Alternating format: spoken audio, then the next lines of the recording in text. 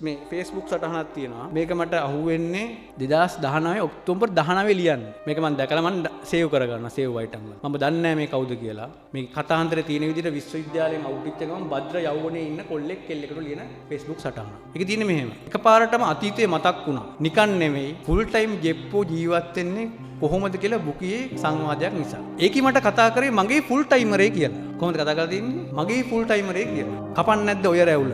ඇහුවේ රැවුලෙන් ඇදලා එනකොට. යන්න තැනක් නෑ අපට. කියලා ඇදගෙන ගියේ දම්පල් උයන.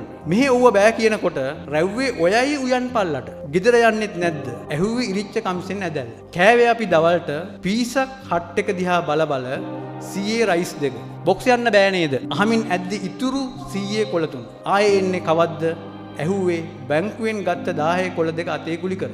බලමුකෝ මට දෙන්න පුළුවන් වුණ එකම පිළිතුර ආදරෙයි මැනිකේ උඹ එදා දුන්න ආදරයට ටිකක් එහෙමත් නෙමෙයි පැලෙන්නේ.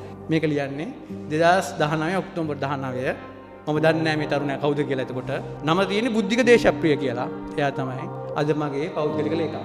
අපිත් ප්‍රේමේ විරහව දුක සැප රටලෝදාම දහලෝදාම ඔක්කොම දැනන මිනිස්සු. හැබැයි එක බලාපොරොත්තුවක් තියෙනවා රට දින තැනක් තියෙනවා. අරන් යා යුතු තැනක් තියෙනවා. ඒ තැන වෙනුවෙන් ගොඩක් දෙනෙකුට අතහරින්න බැරි ගොඩක් දේවල් අතහරින්න පුළුවන් මිනිස්සු. අපි ඕගොල්ලන් ඉල්ලා හිටින්න අය අතහරින්න කියන්නේ මොනවත් ඉල්ලා හිටින එකම දේ අපිට වෙන්විච්ච අපේ භෞතික සංවාදන මානව සංවාදන සඳහා වෙන්විච්ච සියලු දේවල් තමන්ගේ රාජකාරියට වඩා එකක් ඉස්සරහට ගිහිල්ලා කරමු කියන ඉල්ලීම තමයි තියෙන්නේ.